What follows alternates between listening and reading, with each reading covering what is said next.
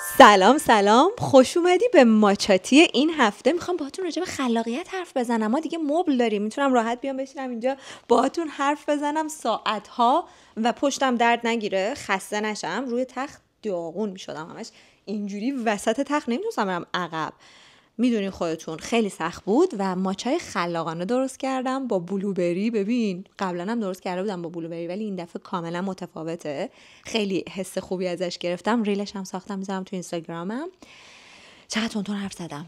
خلاقیت، وای کلی حرف دارم. ببین یه عالمه براتون نوشتم توی این دفتر بنفش خوشگلم. راستی موهام بنفش کردم، نمیدونم پیداست یا نه، خیلی کم پیداست، فقط این پاییناش فکر کنم. آره حالا یه جوری حرف بزنم که اگه صدامو شنیدین توی اسپاتیفای، کست باکس یا پلتفرم‌های پادکست هم قابل فهم باشه و لذت بتونین ببرین از حرفا، زیاد تصویرش نکنم. و بچه‌ها کلاً چرا من میخوام راجع به خلاقیت حرف بزنم؟ به دو دلیل. یکی اینکه جدیداً خودم خیلی دارم دیتکت میکنم که چه چیزایی میشه که من خلاقیتم میره بالا، قشنگ دارم اینجوری پیداش میکنم که رمز و رازش چیه. یه روزایی خیلی خلاقم، یه روزایی داونم، اصلا نمیاد هیچ ایده‌ای، هیچ کاری. دارم این دوتا رو با هم چک میکنم، بررسی میکنم و نکته هاشو در میارم. خیلی این کارو کردم برای خودم. دوم اینکه اپیزود قبلی که گذاشتم راجع به فریلنسری حرف زدم، دیدم چقدر دوست دارین شما که بدونین یه فریلنسر چجوری کار میکنه، چجوری بهتر کار کنه، یا خیلیاتون فریلنسرین دوست دارین بدونین که چجوری خلاقیتتون رو ببرین بالا، چجوری پروژه بگیرین. همه این حرفا من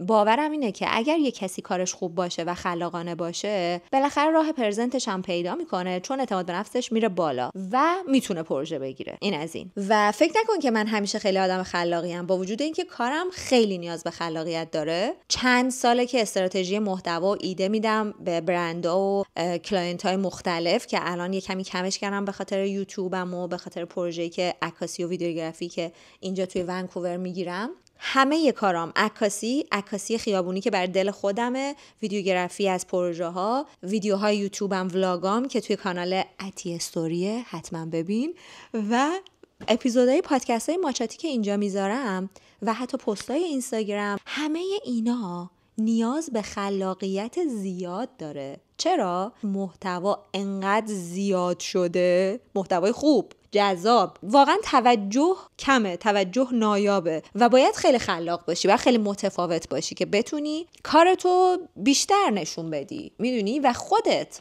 راضی باشی از کارت. چون انقدر میبینیم توی اینترنت. خودم یه موقع‌هایی این شکلی هم که نه من این ویدیو رو نمیخوام، باید بیشتر ادیت کنم، باید بیشتر روش کار کنم، یا اصلا میخوام دوباره بسازمش. حتی ممکنه یکی دیگه بگه قشنگه ولی خودم راضی نشم. معمولا هم آدمایی که خلاقن و کار خلاقانه میکنن هی از خودشون انتظار ایده های بهتری دارن. اینجوری نیستن که خب من همیشه یه مدل ایده بدم برم جلو اوکیه. نه، ذهن ارضا نمیشه. ذهن هی ایده های بیشتر خلاقانه تری میخواد. حالا چیکار کنیم واقعا؟ خلاقیت استعداده، ارثیه، خانوادگیه، نمیدونم، بسته به کشور و شهر و ایناست، به چیه؟ مثلا من دیدم آدمایی که توی شهرستان کوچیک کار میکنن و تونستن با NFT و نمیدونم کار کردن تو لینکدین و خیلی چیزای مختلف پول درارن، برای خودشون پول بسازن، زندگی و آینده بسازن. یه سری هم هستن که توی شهرهای بزرگی مثل تهران، تورنتو، نیویورک اینا هستن و کارمندن و خیلی کار خلاقانه نمیکنن. کارمند بودن هم خیلی خوبه، کاری با اون داستان نداریم. دیسیپلین میخواد، خیلی خفن و حرفه‌ایه. مهندس بودن، دکتر بودن، همه اینا. ولی میخوایم الان راجع به کارهای خلاقانه حرف بزنیم. معمولا فکر کنم کسایی این ویدیو رو باز میکنن که تو این حس و حال کار میکنن و هی دوست دارن، حالا اگه فشن دیزاینرن، گرافیک دیزاینرین، نمیدونم طراح دکوراسیون داخلی یا معمار هستید، نقاشی یا هر چیزی، یا مثل من کانتنت کریئتور، ویدیو کریئتور هستی، هر کدوم از اینا نیاز به این داری که خلاق و خلاق‌تر بشی.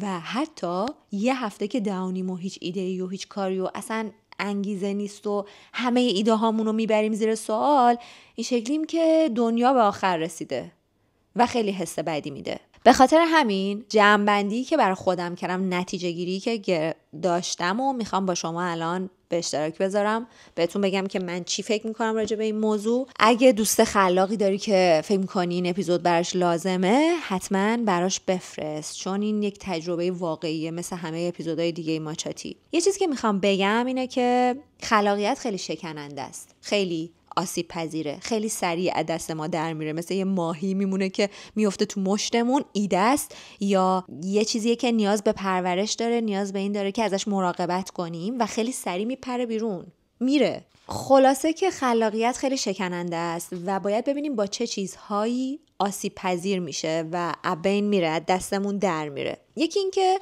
اینترنت خیلی برای من واضحه و درکش کردم، کاملا لمسش کردم که من وقتی اسکرول میکنم اجتناب ناپذیره، نمیتونیم اسکرول نکنیم. الان مثلا بیام بگم بچه بیام موقع کار کردن مثلا گوشیامونو نمیشه. جدیدن خیلی دارم تلاش میکنم و خیلی هم جواب گرفتم که توی اون تایمی که دارم کار خلاقانه میکنم بر ندارم.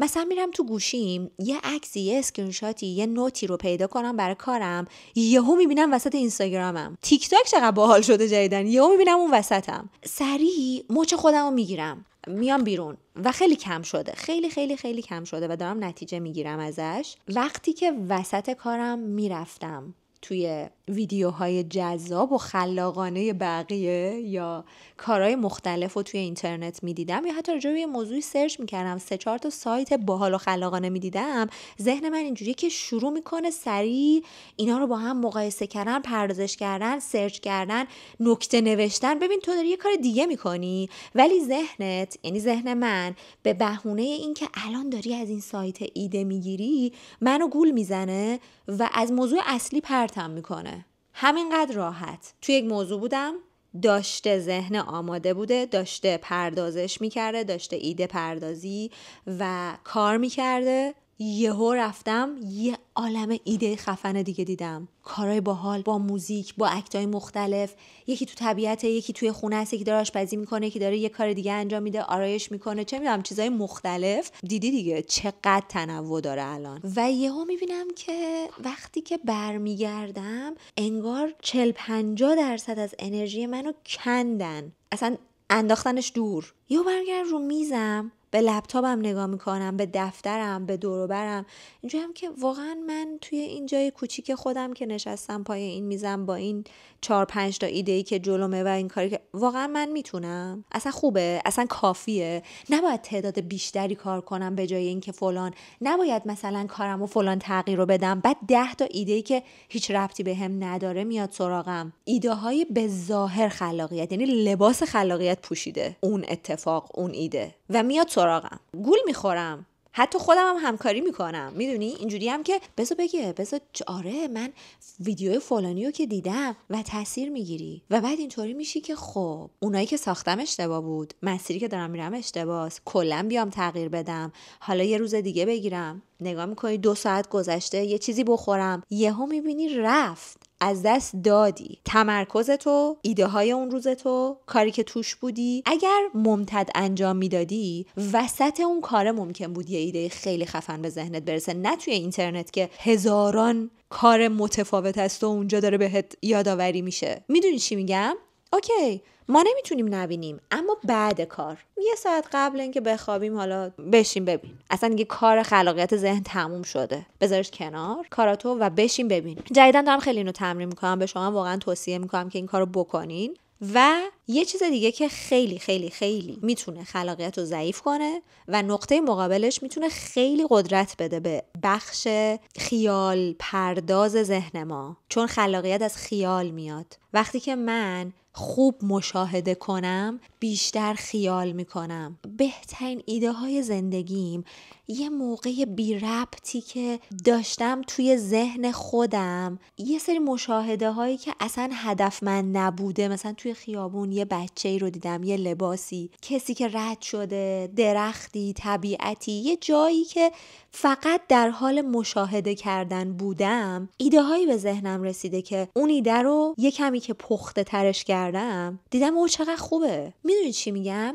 زندگی کردن، لمس زندگی، حضور داشتن خیلی ما رو به خلاقیت میبره، به سمت خلاقیت. سرچ کردن خیلی مهمه ها. تمام کانتنت استراتژی هایی که به برندهای مختلف دادم تا حالا هر کاری که کردم با سرچ پیدا کردم. اما سرچ روز مشخص خودشو داشته، یعنی باید اینطوری باشه. اگر من تو روزی که دارم نیازهای یک کار رو می نویسم، ایده های اولیه رو می نویسم و خیال و هدف و رویای اون کار رو بر خودم میارم رو کاغذ، حالا ترسیم میکنم، مینویسم یا هر چیزی، اگه اون موقع بشینم پای سرچ اصلا همه چی عوض میشه. من معمولا تو پروژه هام، حتی تو کارهای خودم، مثلا میخوام ایده ولاگ یوتیوب درارم، اون روزی که میخوام ویدیو بسازم سرچ نمیکنم، حتی اون روزی که میخوام ادیت کنم هم سرچ نمیکنم. خب چون منو دوچار یک کمالگرایی عجیبی میکنه، دوچار یک خود انتقادگری، هول میشم، استرس میگیرم، مضطربم میکنه. سرچ وقتیه که تو توی برنامه‌ت گذاشتی که این روزا این 3 تا کار میکنم، این یه روزم مال سرچ همه، مال مثلا هر ماهی 2 روز داری. من اینطوریم، میشینم فقط سرچ میکنم، چیزای جدید آپدیت شم، با چت جی پی تی حرف میزنم، اون یه چیزی میگه، میرم راجع به همون موضوعی که باهاش حرف زدم خودم سرچ میکنم و مقایسه میکنم سایت‌ها، کارهای مختلف و اینها رو. وقتی که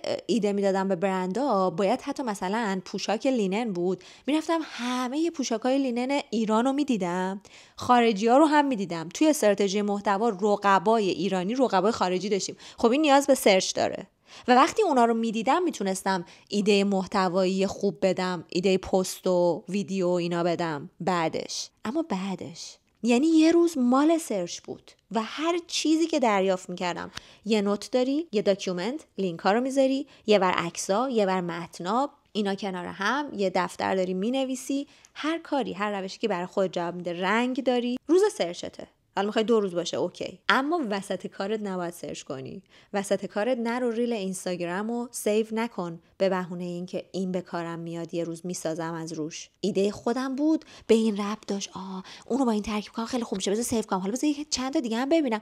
نه، اون به تو کمک نمیکنه. یه چیز دیگه که خیلی مهمه، وقتی که خسته ایم، انرژیمون پایینه، خودمون رو مجبور به تولید، به خلق کردن، به ایده پردازی، به انجام دادن حتی نکنیم. خسته ای؟ رها کن. شاید نتونی ها، شاید اینجوری باشی که خب بابا دیره، مثلا من چه میدونم از کارم اومدم بیرون، میخوام الان کارای پروژه‌ای انجام بدم، دیگه وقتم نیست، یا چه میدونم من یه روز در هفته رو گذاشتم برای فلان کار، همین امروز باید انجامش بدم. شاید شکل تنبلی باشه، شکل ظاهریش، اشکالی نداره.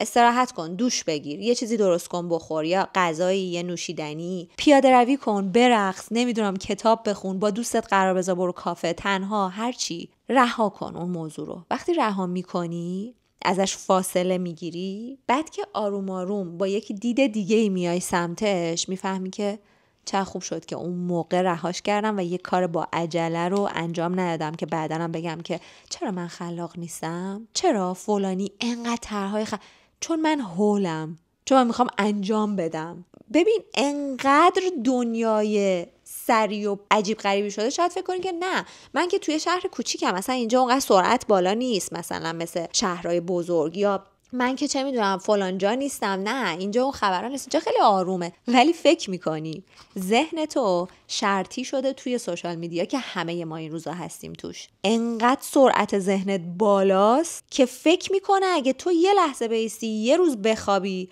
یه روز هیچ کاری نکنی، باختی. یعنی کاملا به این مطمئنه، فکر نمیکنه، کاملا مطمئن. خودم چالش عجیب غریبی داشتم که اصلا نمیتونستم یه جا بشینم استراحت کنم یا یه روز یه کاری رو کنسل کنم. عذاب وجدان عجیب، خودکمبینی، حس سرخوردگی، ناامیدی، پس همه اون چیزایی که نوشتی الکیه، پس همه ایده‌امو میبردم زیر سوال، پس تو نمیتونی، دیسیپلینت چی میشه، هزاران حرف توی ناخودآگاه، حتی خودآگاه هم نبود که بتونم جوابشو بدم، یعنی واضح نمیگفتم به خودم که بتونم یه جواب، همش توی پس زمینه ذهنم بود. یا حتی یکی که کنار من میخوابید، مثلا یادمه 1-2 ساعت بغل من میخوابید بی دلیل، مثلا تو خونه اصلا خوابیده، استرس میگرفتم. اینجوری بودم که چرا یکی وسط 4 عصر بخوابه، این الان میتونه کاراشو بکنه، فلان کارو فلان کارو داره. بعد به بهونه‌های مختلف میخواستم بیدارش کنم، حتی اصلا هیچ کاری هم نکنه ولی نخوابه، از روزش استفاده کنه. ببین این استرس این هول بودن، این عجله برای به دست آوردن، برای ساختن از کجا اومده؟ کار خلاقانه خط تولید نیست، نیاز به کیفیت، نوآوری و یونیک بودن داره که میتونه یک کار خلاقانه به اندازه 100 تا کار معمولی پولساز باشه، اثرگذار باشه. چجوری بهش برسیم؟ کار خلاقانه شانسی اتفاق نمیفته.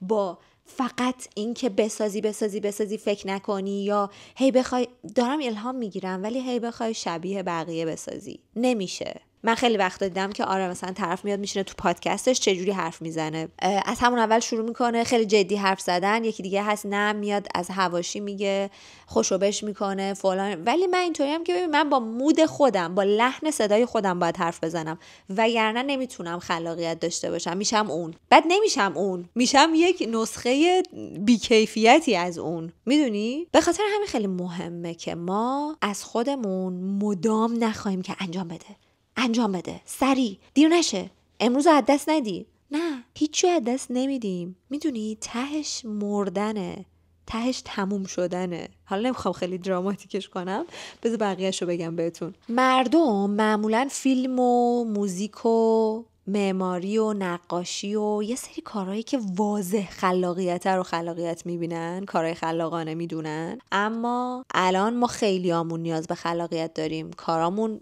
خیلی مرتبطه با خلاقیت. به نظرم یه مدیرم باید خلاق باشه، خیلی مهمه محصولش، کارمنداش، محیط شرکتش خلاقانه باشه. ببینم چی قراره دیگه بهتون بگم.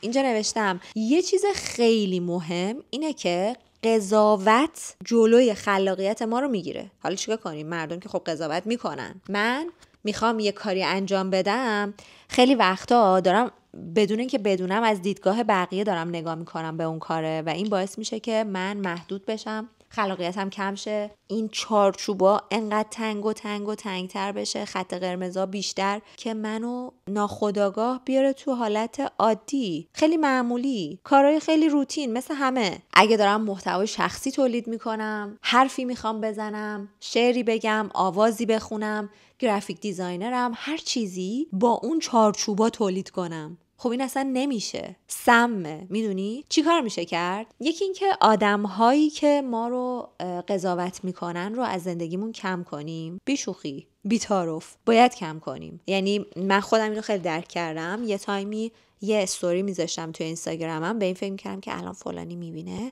نوع نوشتنم، نوع ارائه اون استوری یا حتی به وقتا نمیذاشتمش تحت تاثیر بود نسبت به اون آدمه. و الان که بهش فکر می‌کنم میگم که چرا این کارو میکرد، چرا اصلا خودمو درگیر کرده بودم. الانم به قضاوت فکر میکنم و الان من ابرقهرمان نیستم، هممون تحت تاثیریم و برامون مهمه. ولی هر چقدر آدم هایی که قضاوتگرن، جاج میکنن، ما رو با نظراشون اذیت میکنن، اعتماد به نفسمون، عزت نفسمون رو برن زیر سوال، کم بکنیم از اطرافمون، توی زندگیمون، توی کارمون، هر چقدر کم کنیم فضای بیشتری به خودمون میدیم برای خلاق بودن. واقعا آزادی به من خلاقیت میده. اون آزادی که توی کشورمون نداریم و کاری ندارم، اون که بیرون نمیتونیم لباسی که میخوایم بپوشیم اونو کاری ندارم. دارم راجع به آزادی ذهنی، راجع به شغل، راجع به کاری که انجام میدیم، اثری که خلق میکنیم حرف میزنم. طرف خودش رو دوست تو میدونه و تو هم اونو دوست صمیمی خودت میدونی و آدم حرفه‌ای، آدم خلاق، آدم خیلی فعالیه. خب نظرش راجع به کار من مهمه، ولی انقدر نظرش منفیه، چه تاثیر مثبتی روی کار تو گذاشته تا حالا؟ به جز اینکه تو رو محدود کرده، تو همش مراقب اینی که نکنه الان فکر کنه من از فلانی کپی کردم، نکنه منو به اندازه کافی خلاق، نه، حالا برم بهترش کنم، بعدن میسازم. این خوبه ولی هنوز اون چیزی که من میخوام نیست، برم اینو ارائه بده. خب من میگم کمیت مهم نیست، اما یه موقع‌هایی انجام دادن مهمه. اینکه به قضاوت بقیه فکر نکنیم، آزادانه انجام بدیم. ریسک پذیری مهمه برای اینکه تو خلاق باشی، یعنی باید ریسک کنی یه جاهایی. اصلا نمیشه آدمی که ریسک نکنه خلاق نمیشه. به نظر من برای خود من آرامش و آزادی خیلی کار میکنه که خلاق باشم. وقتایی که استراب دارم، زیر نگاه و ذره بینم، میدونم دارم قضاوت میشم یا یک انرژی یا نظر منفی خیلی خلاقیت منو کم میکنه. شاید روی کس دیگه اینقدر تاثیر نذاره ولی رو من خیلی تاثیر میذاره و سعی کردم که آدم‌های قضاوتگر رو کم کنم. سعی کردم که به آدم‌های اطرافم آگاهی بدم، بگم که ببین ارزش‌های زندگی من این و این و اینه، برای من اینا مهم نیست، اینایی که داری تو زیر سوال میبری مهمه برام. و مثلا مثال میزنم، یه دونه اپیزود ضبط کردم توی همین ماچاتی اوایلی که اومدیم کانادا و خیلی هم جذاب بود برام. شروع کردم تازه کانال ماچاتیو چند ماه پیش، در مورد رابطه سمی بود که یکی از رازهای زندگیمو اومدم گفتم، فقط اسم طرفو نیاوردم. خب و خیلی هم از هر اپیزودی بیشتر دیده شد و تاثیرگذار بود. یکی از آدمای نزدیک زندگیم به صورت غیر مستقیم، یه ذره البته مستقیم، به من رسوند که حالا مثلا راجع به فلان موضوع فلان و فلان حرف بزن. چرا این یه جوری این مخالف بودن خودشو و زیر سوال بردن کار منو به من رسوند. توی مرحله بودم که اون کارو انجام داده بودم، گذاشته بودم، نتیجه‌ش هم دیده بودم و خیلی هم برام جذاب بود که ایول من تونستم راجع به موضوع حرف بزنم و الانم پشیمون نیستم، حتی دارم لذت میبرم که تونستم. تاثیر بدی روم نذاشت ولی اینجوری شدم که چقدر خوبه من از این آدم دورم، چقدر قبلا رو من تاثیر میذاشت. میدونی چی میگم؟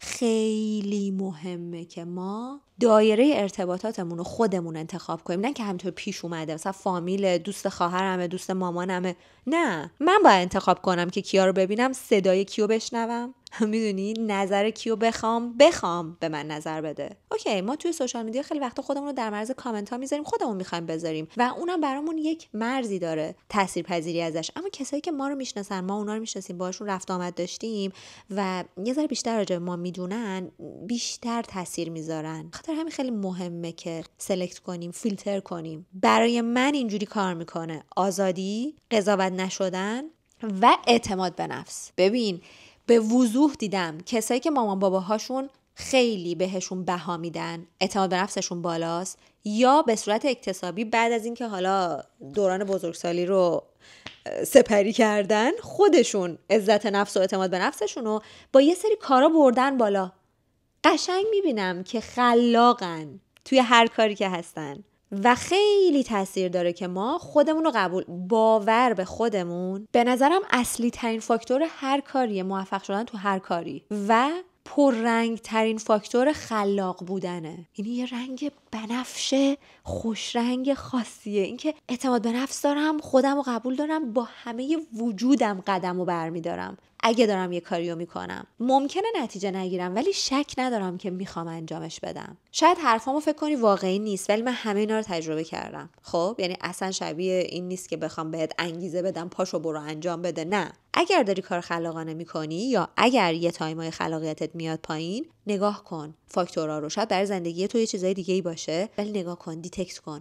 به خاطر حرف اونه، به خاطر اینو احساس گناه نکن. فقط داری بررسی میکنی، داری مشاهده میکنی. بنویس، برای خودت بنویس. یه چیز دیگه که خیلی ما رو برای خلاق بودن کمک میکنه نوشتنه. هر ایده‌ای که داری، هر چیزی که هست رو بنویس. یه موقع‌هایی من مثلا برای پادکستام که میام باهاتون صحبت کنم کلی چیزی نوشتم، یه دفتر دارم کلی لیست. برای ولاگام همینطور، برای شورت ویدیوها، ریلا، همه اینا چیزی نوشتم. برای مثلا کارهای دیگه‌ام، عکاسیام، اینا. و این موقع فکر می‌کنم که بابا اینقدرم دیگه نوشتی، همه اینا رو که نمیتونی انجام بدی. ولی بر اساس احساس دلی که دارم توی اون روزی که میخوام انجام بدم، اون لیسته به من کمک میکنه که من الان راجع به چی حرف دارم، حسم چی میگه. میام لیستو میبینم آها این موضوع برای پادکستم خوبه. الان توی همه این ولاگایی که نوشتم 10 تا هم ترندیه ولی الان من حالشو ندارم. اینا شاید خیلی وایرال بشه و ترندی باشه اما برای من فیکه. الان نمیتونم انجامش بدم. به حال خودم نگاه میکنم،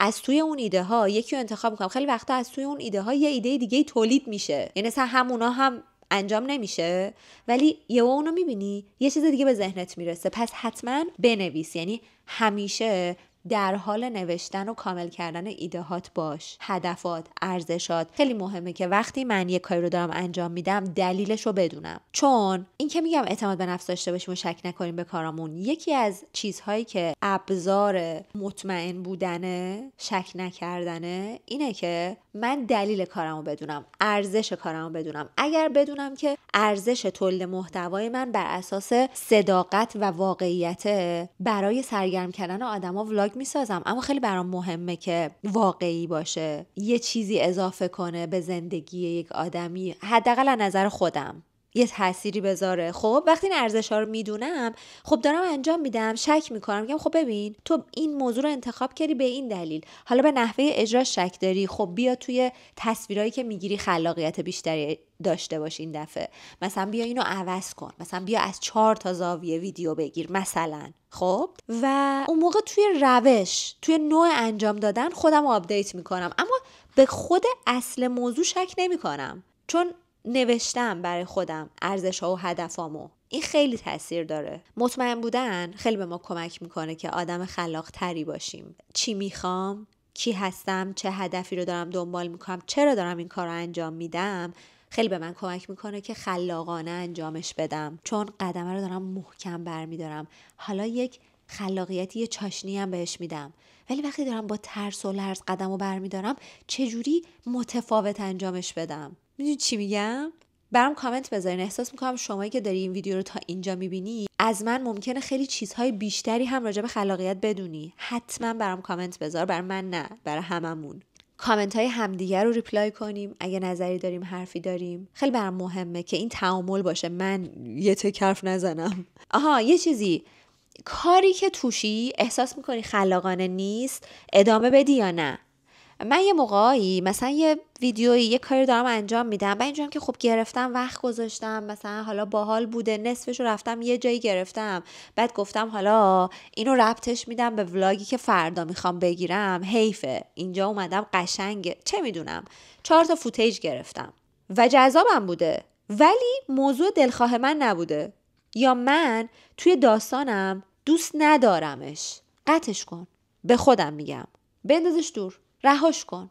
وقت تو تلف میکنه، هدف تو نیست. پیش اومده همینطوری رفته جلو، یا گرفتی، اصلا ایدهشو داشتی گرفتی، دیدی نه نشد اون چیزی که میخوام، ولش کن. انتظار تو از خودت میاری پایین، حست خوب نیست، انجامش میدی، وقتو میذاری، بعدش هم که نگاش میکنی اینجوری که کاش اینو انجام نمیدادم، اصلا نشده، خلاقانه نیست، بذارش کنار. نه به معنای کمالگرایی که همش این کارو بکنیم، بگیم نه این خوب نشد، یه دونه دیگه، نه این خوب، نه اونم یه جور دیگه است، اصلا با اون کاری نداریم، اون خیلی مخربه. ولی یه موقع که میبینی خلاقانه نشده، اصراری نیست. اوکی یه روز وقت گذاشتی، 2 روز دیگه روش وقت نذار، بذار کنار، از اول شروع کن. و یه چیز دیگه که خیلی به من کمک میکنه دیسیپلین داشتن و نظمه. خونه وقتی منظم باشه من میتونم خلاق باشم. یعنی اصلا تو محیطی که هیچی سر جای خودش نیست و شلوغ، ذهن تو به هم میریزه، نمیشه. برای من نمیشه، کار نمیکنه.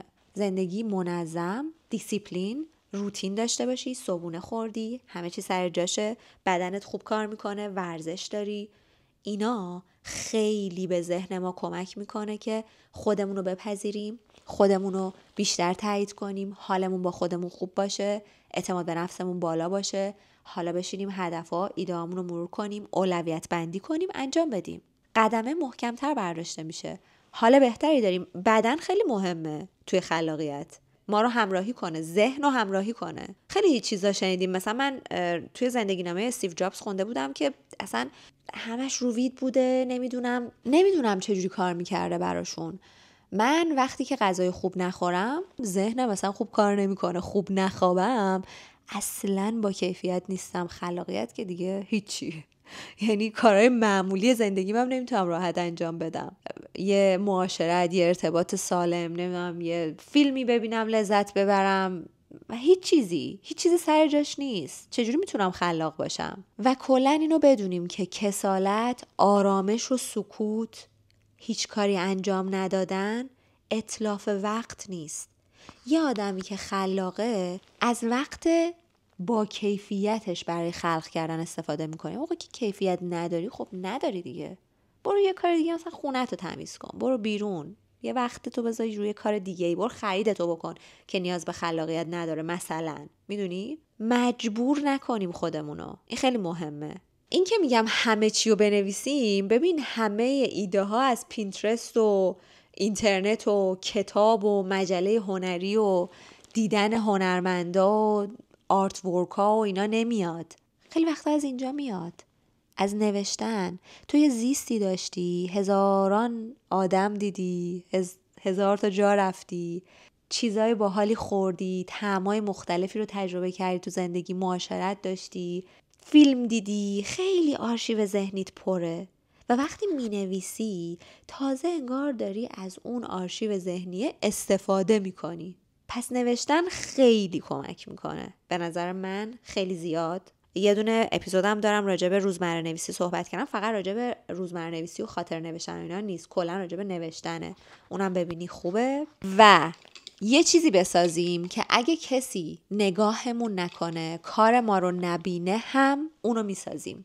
نمیدونم چجوری بگم. مثلا من الان این اپیزودو میام میسازم، باهاتون راجع به خلاقیت حرف میزنم، بهش میخوام فکر کنم که ببین عطی اگه 100 نفرم دیدن اینو بساز، اگه 100 کام دیدن اینو بساز. من میام حرفمو میزنم چون دوست دارم راجع به این موضوع حرف بزنم، خیلی برام جذابه چیزایی که فهمیدم و بیام به شما بگم، بعد نظرهای شما رو ببینم. اوکی، ولی اگه شما نظر ندیدین چی؟ اگه شما ندیدین چی؟ اون موقع میگم دوست دارم که بگم آره پس این کار خلاقانه و باحالیه برای من. نقاشی میخوای بکشی؟ شاید اصلا خوب نشه، ولی محیط خیلی مهمه، شرایط خیلی مهمه. مثلا من یادمه یه تایمی با پاستیل و آبرنگ و اینا خیلی بر خودم نقاشی معمولی روزمره همینجوری ساده میکشیدم، مثلا یه چیزی و حالت کانسپچوال و مفهومی و اصلا هیچی شاید توش پیدا نبود، ولی اینقدر من آرامش میداد، خیلی زیاد. ولی وقتی که میخواستم برم بیرون بساط نقاشیمو پهن نمیکردم، چون اینجوری بودم که خب وسط اون کاره باید برم، بعد اصلا اون بهم حال نمیده یا هیچی ازش در نمیاد برای من. آماده کردن محیط برای انجام کار خیلی رو من تاثیر میذاره. اینکه فضا تمیز باشه، میزمو تمیز کنم، خیلی هم زمان نمیذارم و یه کوچولو یه ربع مثلا یه موزیک کوچیکی بذارم اگه میخوام بنویسم یا میخوام فایلامو دسته‌بندی کنم، اگه موقع ادیت باشه که یا بخوام یه کاری رو ضبط کنم که خب نه نمیتونم موزیک بذارم، یه جوری محیط رو برای خودم آماده کنم. لباس راحت خیلی مهمه. مثلا من با یک شلوار تنگ یا یک سوتین تنگی که انگار داره خفم میکنه نمیتونم بشینم کار خلاقانه انجام بدم. واقعا با لباس گشاد راحت خیلی خیلی معمولی ولی راحت رو بپوشم. حتی موقعی که سر کار میرفتم یادم مثلا یه روزایی که خیلی کار داشتم شلوار گشاد لباس راحت میپوشیدم که خیلی مثلا تو حال خودم باشم و اذیت نشم تو لباسام و اینا. ولی الان که فریلنسرم خب دیگه خیلی راحت تر. اما اینم خیلی مهمه که با پیژامه یا با لباس خواب یا با لباس خیلی دیگه میدونی چی میگم نخی و راحتی که خوابم بگیره هم نه، دیسیپلین رو داشته باشه، این لباس هم مرتب باشه در حدی که بشه باشه از در خونه رفت بیرون، ولی گشاد و راحت باشه. این خیلی به من کمک میکنه. محیط آماده کردن، یه نوشیدنی، یه آبی، یه چیزی بزنم بغل دستم. کافئین خیلی منو شارژ میکنه، ولی قهوه وقتی که میخورم تپش قلبمو خیلی میبره بالا، نیاز به تحرک دارم، مثلا میخوام برم ورزش یه ساعت قبل قهوه میخورم خیلی خوبه، میخوام برم بدوم و اینا. اما وقتی میخوام بشینم پای میز کاری انجام بدم یا چه میدونم برم لب دریا بشینم بنویسم بر خودم، قهوه نمیخورم. ماچا کافئینش یه جوریه که آروم آروم میره بالا، چسبیده بهش. مخصوصا که با میوه بخوری که خیلی حال میده، خیلی توصیه میکنم تو تابستون مخصوصا. ولی کلا کافئینش چیزی از قهوه کم نداره ولی ضعیفه، یعنی لایته، آروم آروم میبرتت بالا و خیلی حس خوب میده، ضد التهاب، آرامش میده، آنتی اکسیدان داره. خواص ماچا رو سرچ کنین ببینین که چرا من انقدر ماچا میخورم. و کافئین خیلی به من حال میده، خلاقم میکنه. کافه رفتن هم اینم بگم خیلی به من خلاقیت میده. یه موقع‌هایی که قفل ذهنم، اون صدای همه کافه توی شهر راه رفتن واقعا ذهنمو به جریان میندازه، خیلی بهم کمک میکنه. مهمه که پیدا کنی کجا تو چه فضایی خلاق تری. برای همم شاید یکی نباشه، سرچ کردنم همینطور، سرچ خیلی میکنم، اما به موقع خودش. در کل اگه بخوام یه خلاصه‌ای بگم اینه که تو محیط امن و آزاد و بدون قضاوت باشم، آرامش داشته باشم، بنویسم، یه دفتر خلاقیت، یه دفتر ایده پردازی توی هر کاری که هستیم میتونه کمکمون کنه. نوشیدنی خوب، کافئین، لباس راحت، کم کردن سوشال میدیا، حداقل وسط کارم سوشال میدیا رو سر نزنم بهش، اسکرول نکنم وسط کار. دیگه چی بود؟ شما بنویسین بقیه‌شو. یه خلاصه اگه تونستین بنویسین تو کامنت ها، همه رو یادم نمیاد. دمتون گرم، مرسی که تا اینجا با هم بودین. ممنونم که ولاگامو میبینین. اگه کاری به نظرتون خلاقانه است حمایت میکنین، برای بقیه میفرستین. لایک و کامنت و سابسکرایب یادتون نره که من خیلی دوست دارم باهاتون بیشتر وقت بگذرونم. میبینمتون خیلی زود توی اسپاتیفای و کست باکس هم میذارم ماچتیو. تا ماچتی بعدی، خدافظ. فعلا خدافظ. زود میام، احتمالاً بعدی آراتی باشه. ای بابا.